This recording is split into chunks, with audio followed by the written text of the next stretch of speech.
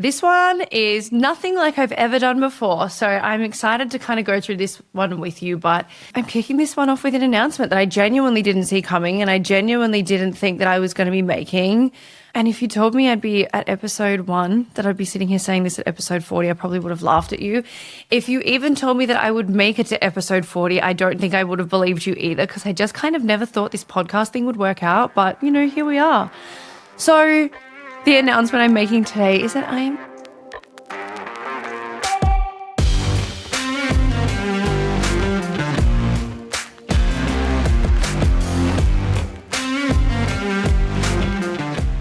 This podcast is being recorded on Gubby land. We pay our respects to the traditional custodians of this land, our country, and elders past and present.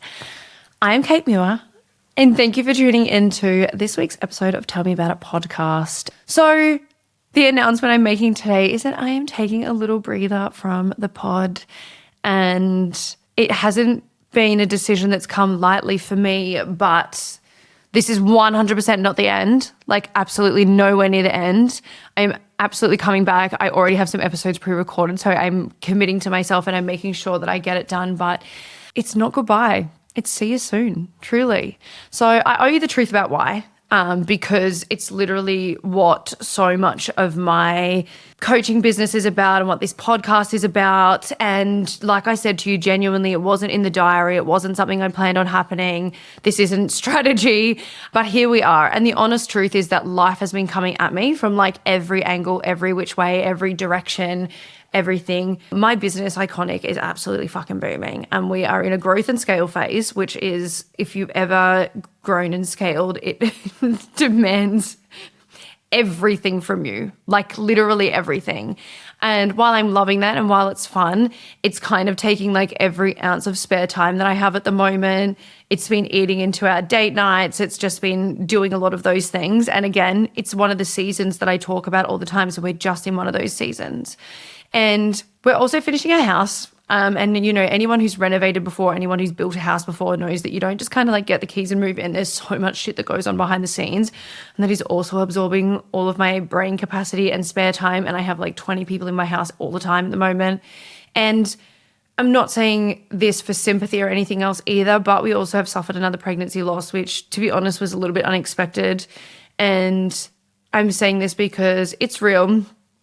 And because if I sat here pretending that everything was okay and I was okay and everything was just like about sunshine and content calendars, I wouldn't be being honest with myself, and I certainly wouldn't be being honest with you guys. So I'd be doing the exact opposite, I guess, of what I stand for and what my businesses stand for. So when you put all of that into one pot, the business, the house, the grief, the kind of everything happening all at once, my creative flow for this pod has quite literally, well and truly, vacated the building.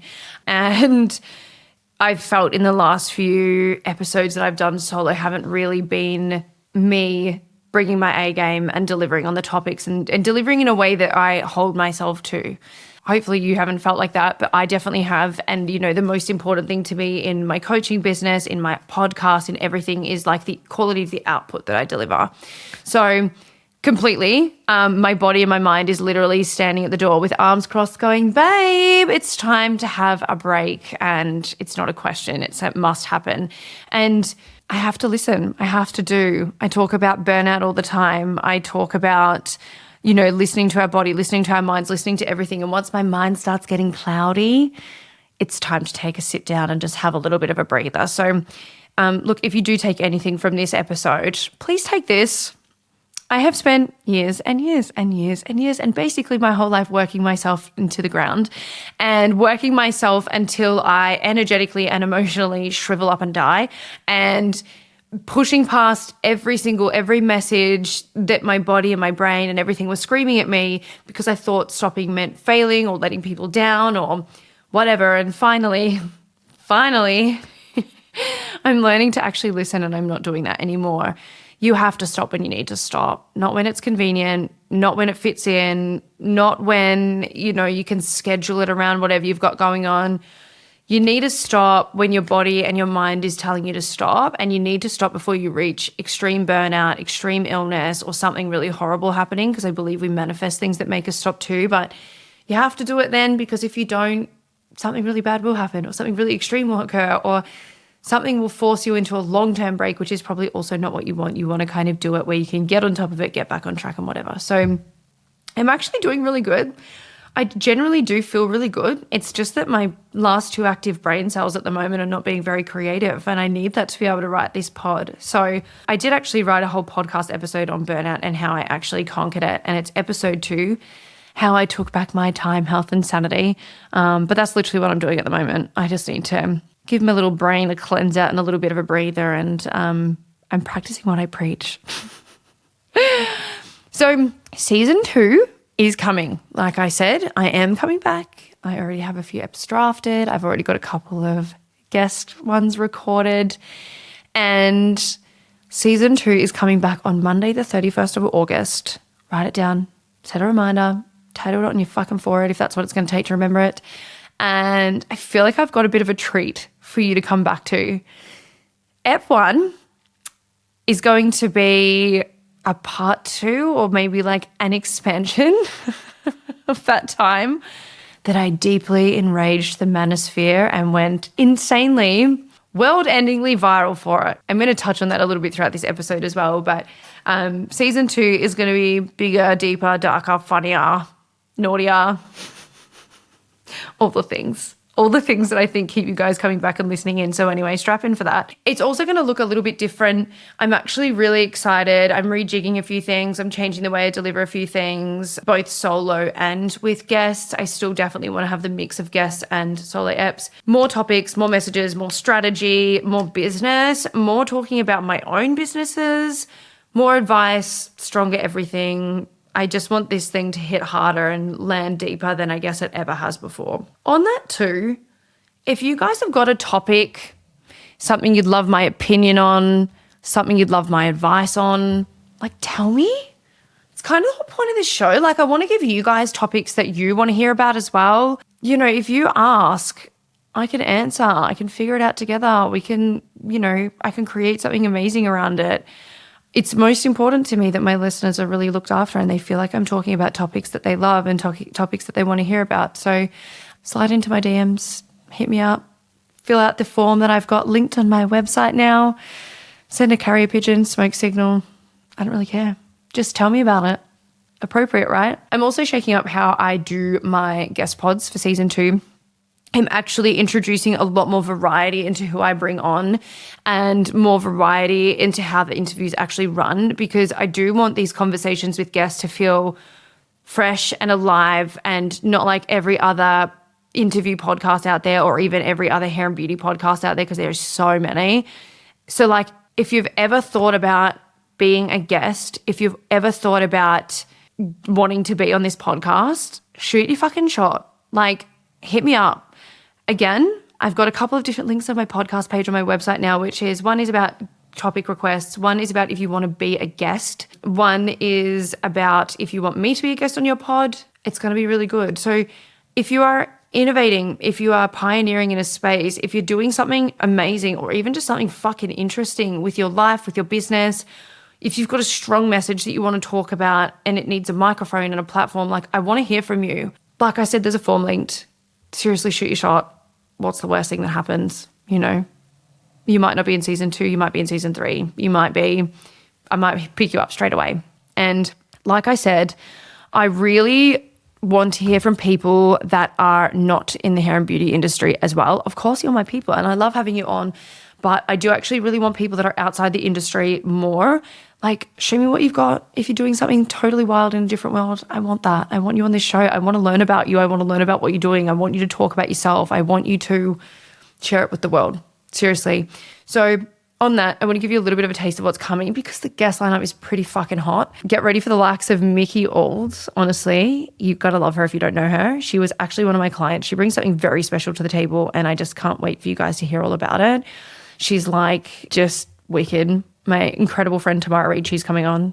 And not just about the beauty business world, like we're actually talking about some really hot topics, motherhood, business, everything else. I've got the gorgeous Victoria coming from the Hairstyling Formula. And, that's a couple of my industry people. But like I said, I've got people out of there as well.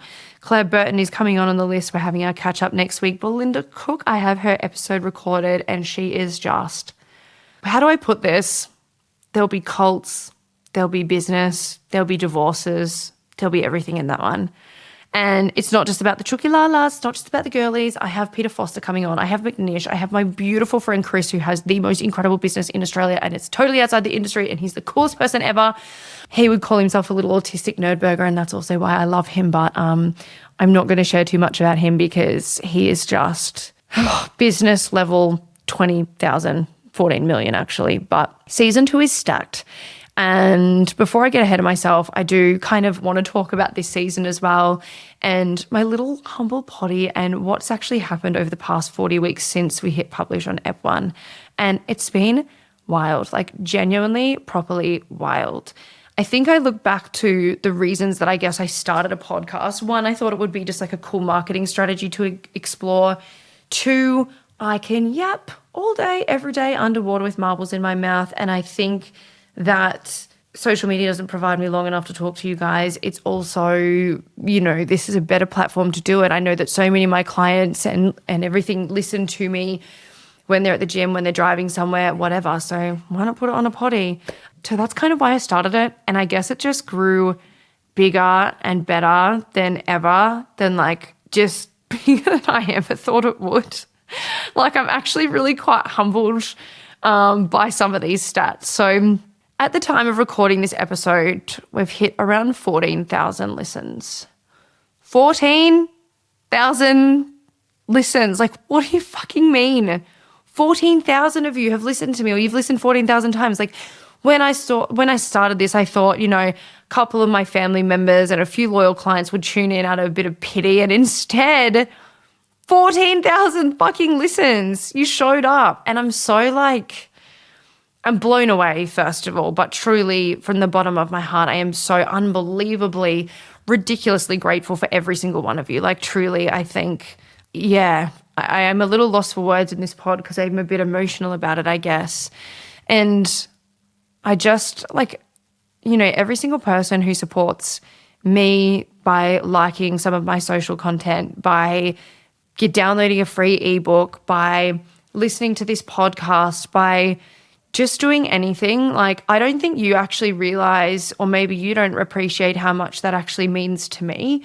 Like I'm just a woman who fell into hairdressing, who started a business, who decided to start a potty, and here we are. And just, yeah, it's just feels really good. And I'm really grateful, truly, really, really grateful. I'm never going to take any of this lightly, really. I just think you're awesome. And if you're one of my clients, you're a fucking legend and I love you so much. And yeah, it's the best. But I want to kind of do a little bit of a countdown because there was 3 crazy high-performing episodes, like that kind of like blew things out of the water. Coming in at number 3, episode 31 was a solo episode for me, and it's called Why I Refused to Discount and Had My Biggest Year Ever. Now, I know that actually so many of you shared this podcast via messages and you sent it to people that was, you know, you thought would really relate to this. And it had just shy of 800 listens. And honestly, that means a lot to me because it's such a core part of my philosophy. And I think also like with the economy as it is and the financial state of the world as it is, and especially in Australia, and there's been so much going on really for the last 6 to 7 years, pricing and valuing ourselves can be quite scary, and charging what we need and charging what we're worth and asking for a sale can be really overwhelming for a lot of people. And I definitely know for a long time in my life, I can relate to that on every level. I was exactly like that, truly. I was scared to back myself. I was scared to enforce my prices. I discounted people all the time. Even when I started doing, business advice and coaching and consulting work before I'd really formally executed what was then known as Summit Sell and Coach, now Iconic Coaching, I wouldn't ever charge people properly, or I would just do so much for free and get on stages for free and just give so much of myself for free. And I just know that by enforcing your pricing and standing your ground and putting a value on yourself, everything changes. Better quality clients come along, better business happens, hit your financial goals quicker, you feel more rewarded, and the work feels less taxing. So if you're someone who's kind of going through that at the moment, it's a really good episode for you. So Ep 31, where I refused to discount and had my biggest year ever. Rolling in at number 2 is actually episode 30. So this was the week before that one. And it is, he inherited $400,000 of debt and turned it into an empire with the man, the myth, the legend, Gareth Philpott. And that one smashed it, just shy of 1,000 listens. Gary, you're a very popular man, and I'm so grateful that you gave me your time, and I just think you're a fucking sick cunt. I think everything you're doing is great. I love what you're doing for the hair and barbering industry. I just think you're awesome, and I'm so happy that that one performed really, really well, and I hope you got lots of listens out of it, and, you know, that paid you back as well. I'm always really grateful when my guests give me all of their time and when they, I just think it's fucking sick. I just think it's awesome. Topping the charts, of course, I'm sure some of you probably already knew this one, is the truth about masculine versus feminine energy with a staggering 2,000 listens. 2,000. And naturally, I'm going to come back and talk a little bit more about that one because that's probably one of the ones that wasn't, I want to say it wasn't like organic, like it wasn't people who were following me and stuff. Most people I'd say would found that episode on social media. That's kind of the episode that changed everything for me. But it didn't stop at downloads because from this podcast, I have gained 10,000 brand new social followers over at Iconic Coaching and 18,000 over at Tell Me About a Podcast. 18,000. Like, it's a small city of people that, you know, thought I was worth a follow. And yeah, it just blows me away. Hey, I've maintained over 1 million social media views consistently for the past 3 months. And we've had weeks, like multiple weeks in excess of 3 million views. 3 million. It's been fucking mental. And like, these are the kind of numbers that I just used to look at other people's accounts and think, fuck, that must be so nice. Like, well done to them. Like, shout. And now here we are. It's happened to me. I've also been invited onto a couple of other people's podcasts, many new podcasts, a few over in the United States, which is crazy.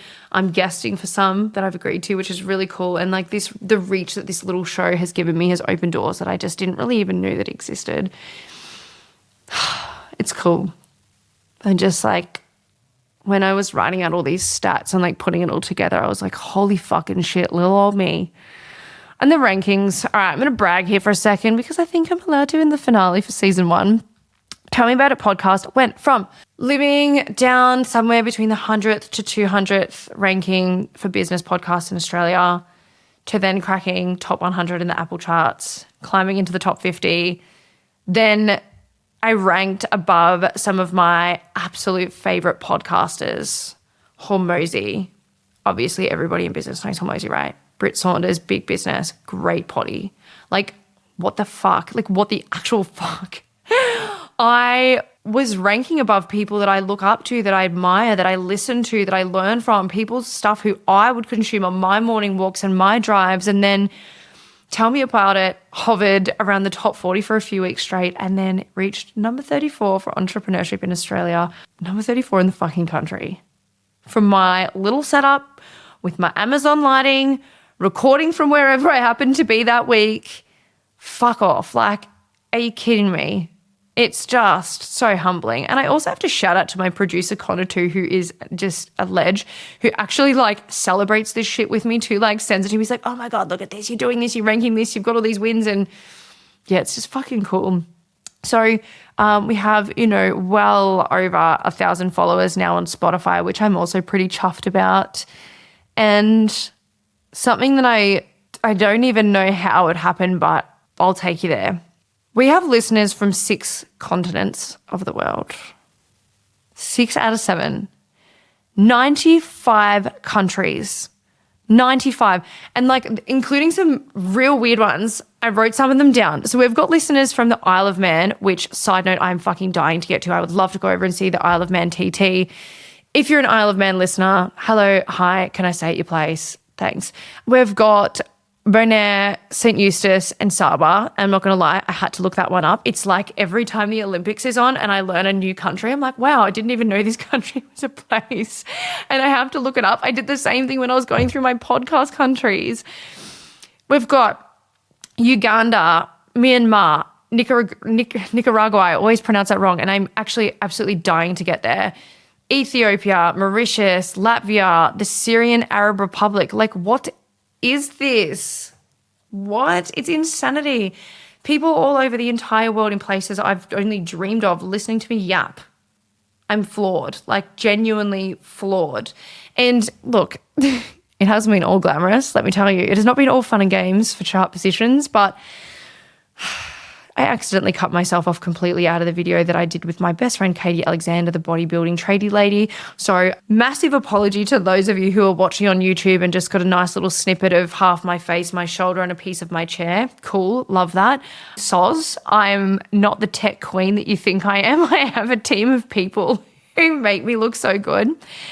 And on that, actually, I've put my poor producers through it this season, to be honest. Bit of bad sound, weird lighting, random recordings from my travels everywhere, just wherever I could fit it in, and they've worked miracles genuinely. And for the most part, it has been fucking awesome, but there's been a few weird little things that have happened along the way. And then, you know, rotten internet, people dropping out, my dog's barking in the middle of it, I don't know why, but the minute I start recording is like the moment that Ford delivery people decide to deliver things that I forgot that I even ordered. Like, it's been a time. It's been the most amazing, epic, awesome learning curve, and I love it. But the number one thing that I never, ever expected from my little pod. So I went semi-viral, can't even get my bloody words out, about 20 times across both my podcast and my business socials this season. And the beauty there was I really worked hard to level up my social media for my business. And then naturally, I don't call my podcast my business. I'll just clarify this. I don't call my podcast my business, even though it is a business, because it's not the business that is like my main income source. It's kind of like a branch. It's like a, you know, evil little stepsister of my business, I guess. So when I refer to business, I mean Iconic Coaching. And when I refer to pod, I mean obviously the pod, but like, they're obviously connected. So I've worked really hard on my socials in Iconic Coaching. That's been one big part of the growth phase and the, you know, whatever. And that's been fucking awesome. And also across my podcast. And it's been probably at 23, 24 times, something like that. So my producers, when I send them these episodes, they cut everything, they edit it, they make me sound awesome. They cut out bits where I blab or I speak too fast that it just kind of ends up one mumbled word. Oh, they slow me down to speed me up or do whatever they need to do. They also cut and create all my reels and my clips for socials for me. And so many of them landed over 100,000, 200,000, 500,000 views, tens of thousands of likes, stacks of comments and shares and all of it, regrams, whatever you call it. But one clip blew every single other one well and truly out of the water. Posted exactly 11 weeks ago from the day this pod goes to air. Fuck me, did I enrage the incels. And that makes me laugh so much because it's not like a topic that I really talk about that much. And to be honest, like the whole podcast episode is actually about healthy relationship dynamics, especially highlighting a lot of the things between my husband and myself. By the way, he's coming back for a few podcast eps next season. But this particular clip, this particular run was like me having a proper rant about the absolute hellhole that is the dating pool. Shout out to anyone who's currently in that.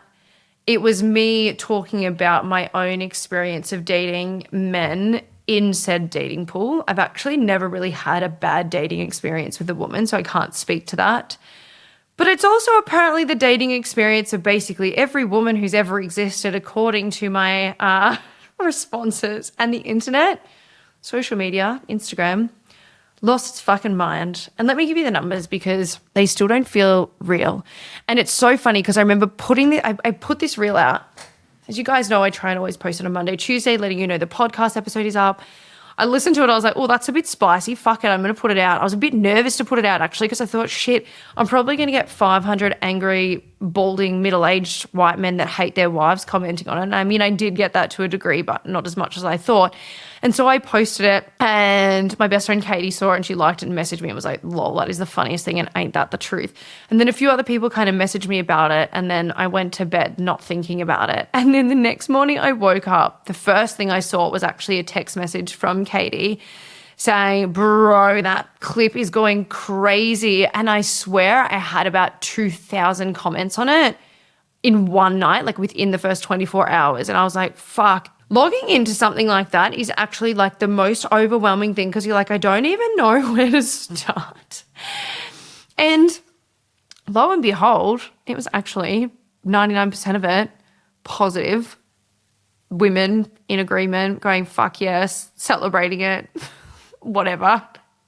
Commenting on my epic delivery, which was actually pretty savage when you listen to it. But also, if it's not about you, it wouldn't hurt your fucking feelings. We'll just say that, normalize if it's not about you, fucking moving on. Anywho, so I'll give you the numbers. This is, at the time of recording this pod ep, so a couple of weeks ago, 18,000 comments, 18,000, 38,000 regrams, almost 170,000 shares, close to 500,000 likes, and 4.3 million views. 4.3 million from one clip of me ranting about how horrible men are in the dating world. Now, I have to kind of be completely honest about this one, because that's what we do here at Tell Me About It podcast, which is that going viral has been fun. It's been amazing, but fuck me dead, am I tired? One big part of the honest reason to probably why I am feeling so fried and so burnt out and like my head is exploding is truly because that has been the most tiring, exhausting, time-consuming experience of my entire fucking life. So be careful what you bloody wish for. Seriously. Did it help my podcast? Absolutely. My listens have, basically tripled, almost quadrupled on every single episode following that. So absolutely it has helped my podcast. Has it helped my business? Yes, 100%. So many new leads, genuinely high quality clients have come through from seeing me on socials, and it has moved the needle in a way that nothing else ever really has. And then the flow on from that obviously is that when I'm trending, my social content is getting better reach and more people are seeing it. But like I said, the honesty part of this, and I guess the contrast of that though is that, and also I don't think people really talk about this very much, is that genuine messages and real comments and actual inquiries got completely lost in the tidal wave. There were so many people reaching out with real questions, real inquiries, real connections, and my team and I did miss quite a bit of it. Elle, my beautiful Wonder Woman client liaison, actually had to disconnect my podcast from our booking software and our appointment software and our lead capture software because it was just too fucking much for her. And so we were drowning, and it was a hard pill to swallow. Truly, if I missed you or you reached out during that time and I never got back to you, please kick me out the bum or call me an asshole for missing you. That's so fine. I'll take that. Truly, I was doing my best to swim. I was doing my best to make sure that I was checking all the things that I posted and replying back to the people that were important and trying to keep my head above water when I was trying to hold 4.3 million fucking beach balls underwater, seriously. But I have actually read nearly every single comment on that reel. And the reason for that is I like to reward effort, and I think it's important to acknowledge effort in any situation. The fact that people spend so much time commenting, time out of their valuable lives, like commenting to me, saying they love this, saying it resonated with them, sharing their stories, even just saying how I worded something was great, or that this, this really helped them, or, they're like, oh my God, thank you, I shared this with a few of my friends. Like, they are the reason that my podcast is doing so well and that viral reel is going so viral and that I've got so many of you listening in now, and it probably reached people that never would have seen me otherwise. And so I really wanted to make an effort to comment back, or at least like, or at least respond to anything on there. And I think, if you are someone who does run a business, whether that's a salon, a barbershop, a clothing shop, a fucking any type of business or anything where you monetize your social media, if I can give you one piece of advice, and it has honestly been one of the biggest ways of capturing really great clients and great leads, is to actually like thank the people that do take the time to like and comment and share your things that you post. Even if it's just a little love heart eye emoji, or even if it's just a quick message, like make the effort and fucking respond to those people. And if you can't do that, hire someone who can, because again, people are taking time out of their life to like you, to acknowledge you, to support you.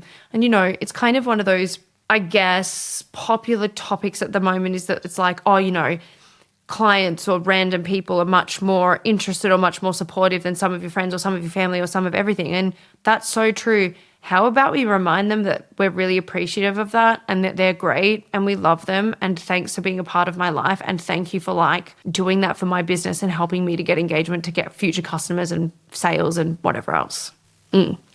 Even if you have to do it at 10 p.m. after you've just worked 13 hours on the floor and you're trying to simultaneously have your first toilet break and eat your first meal of the day and respond to people, doesn't matter, just do it. Promise you, it's really good. Those also open up conversations. So what I know for fact on that viral reel specifically, nearly 18,000 comments, there were only about 300, maybe 400 negative ones, all from butthurt little man babies who don't like when a woman talks about them or dares to describe them out loud or dares to speak about their own experience, because God forbid our experience at the hands of a man hasn't been great and that poorly represents their gender. Oof. It hurts their little feelings. It inverts their penis. I don't know. I don't fucking care.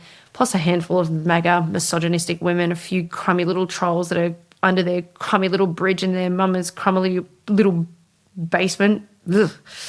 And some of the questions I've been getting about that is like, oh my God, but how do you not get upset, or how does it not affect you, or how does it not get to you? The first part of that is, and I said this earlier, if you're triggered by something on the internet, if something hurts your feelings, it's probably because it's about you and you've got to do some reflecting work.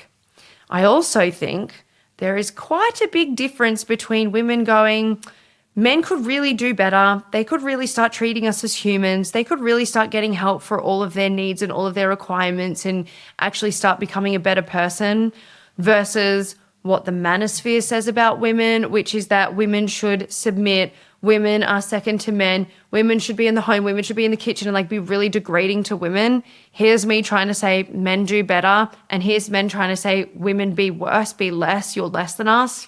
Chalk and cheese, totally different things. So if a man's getting upset about me going, be better, do better, bring more to the table, be a better person, be great for your potential partner or your actual partner, and that hurts your feelings, it's probably because you know you're an inferior fuck and you actually need to do better. I said what I said. As well as that, the people who call me fat, troll, ugly, dumb, it doesn't hurt my feelings because it's not true. Oh, you call me fat? Oh, burn. Like, I just don't get hurt about that. If I don't value you as a person, if I don't value what you have to offer, I don't value your opinion. If I wouldn't sit down and have dinner with you, I don't care what you have to say. Say what you have to say. Do whatever you need to do to fill your own cup and make yourself feel like a big man. I don't care. Cam, my husband, said it better than anyone else. And he literally, I'll take you back there. The morning that I woke up to that text message from Katie and I was lying in bed, and in our bed I can look to my right and I can see into the ensuite, and Cam was getting ready for the day, doing his hair, whatever. It's a whole process in the morning. And I was like, oh my God, there's so many comments in here about this. And I was reading out some of the comments about it, of like the negative things. And Cam's like, yeah, but the people who are bothered by that are the people who it's about. And I was like, see, intelligent man tings. Seriously. He doesn't get hurt about it. He's a good person. He treats women well. He's respectful. He works on himself. Of course he's not upset about it. But anyway, more on that in my episode 1 of season 2. I'm going to go right in there. I'm going to call it all out. I'm going to discuss everything. But truly, over 17,000 of you commented with love, with agreement, with solidarity, with support, with acceptance, with appreciation. And so many of you sent me the most beautiful messages. So many of you told me that you had left your evil, horrible partners and you were grateful for messages like this and to know that you're not alone. So many great men also commented being like, I'm a man and I agree with this and we fucking love you too. That's a real high value man. A high value man isn't some rich fuck who thinks he can have a wife that stays at home and does nothing and gets to give up her whole life for him. Ew. Any man who, by the way, calls himself a high value man is genuinely the most low value man on the planet. Anyway, so I honestly reckon that was like less than 2% negatives. Like that's the actual ratio. So next time the internet tries to tell you that the world is full of hate, just remember those numbers and also just remember that the people are hating, they're not happy. Happy people don't hate, period. So the good, the massively overwhelmingly positive everything totally outweighs the bad. It always has. It also got so fucking surreal. I fangirled so fucking hard. I had a comment from Jamil, and if you guys don't know her, she's fucking amazing. I went and saw her live in Brisbane only last year with my friends Megan, Claire, and Sarah. She's a baddie. I look up to her so much. She commented, calling it a male consequences epidemic. Em Rusciano commented, one of the best podcasters. Chantel Ford commented, I have bought from her before. Will fucking Hitchens used my reel in one of his reels. He is amazing. I've fangirled him for many years. Isaac Butterfield also shared me in there. People I've literally watched and admired suddenly engaging with something that I made is kind of like, it doesn't feel real. It's so fucking cool. Oh, and someone labeled me a fat Abby Chatfield, and honestly, I'll fucking take that. She's a legend. Sign me the fuck up. So basically the purpose of today was a celebration of what my season 1 of Tell Me About It podcast has been for me. Thanking every single person who is, even if you've listened to one episode, I love you and I think you're amazing and I'm super grateful for you. And 14,000 listens, 40 weeks, 6 continents, 95 countries, 28,000 new followers across my social media, top 40 in the country, actually top 34, sitting above the podcasters that I look up to, one viral moment with 4.3 million views and 500,000 likes, and just a whole lot of love from a whole lot of you. And it's so sad because I'm sitting here wrapping up this season, a bittersweet. I shouldn't say sad. It's not sad because I'm literally back in like 2 months. But I've had like 4 of you message me today. One of you listened to one of my earlier pods and was like, this was the most insightful thing I've listened to in a while. I had one of you being like, oh my God, that's the second episode I've listened to and I just fucking love all of it. I love how much of you praise me for swearing. This episode has been additionally next level sweary. So sorry if you're not about that, but I guess you wouldn't listen to me if you aren't. Yeah, so it's just kind of sweet to just hear those things. I think we get so wrapped up in like the day-to-day life and the doing of all the things and the business and the entrepreneurship and the families and the life stuff. We kind of forget to do any sort of reflection on our own achievements, and we forget to sit in everything that we've created and everything that we're doing and everything that we've done. And it's just really nice sometimes to hear that you've helped someone.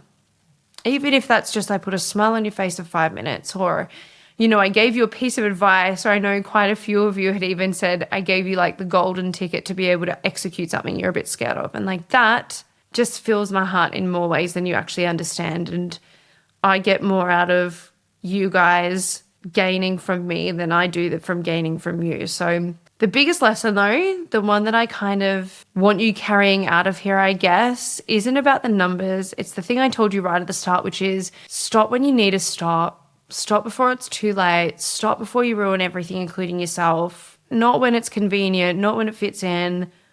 When you need it, it needs to happen. It needs to happen, yeah? When your body and your mind tell you it's time, finally listening to mine, I want you to listen to yours too.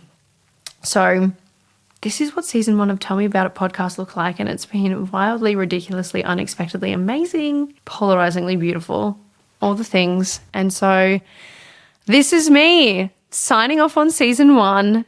Not goodbye, never goodbye. I have way too much fun doing this. And I also get to talk to the most awesome people. And I also get to like connect with so many of you. It's just a little hiatus, a little bit of a rest, refuel, finish the house, look after my heart, come back to you stronger than ever. If, like I said, you're thinking that you want to be a guest, I would love to hear from you. It's never a promise that you'll be on, but please shoot your shot. I obviously don't want to have too many similar people back to back. I want to make sure you're all spread out and you're all like well placed, and it's a little bit more strategic than I guess the winging it that I've done for my first season. But send me your topic ideas too. Send me a DM, send me a message. If you've got a great topic idea or something you want to know more about or more information about or you want me to talk about, bloody hell yeah, let me know. I would love to cover that for you. And, if you want me on your pod, I'm here. But literally, I cannot wait to see you after this little break. Monday, the 31st of August, same time, same place, season 2, bigger, bolder, better, everything. So thank you for the most unforgettable season 1. I really do love you all to bits. It's been a bit mushy-gushy, hasn't it? Who am I? But I'm Cait Muir, and that's it from season 1 of the Tell Me About It podcast. Go and rest. I'll see you on the other side.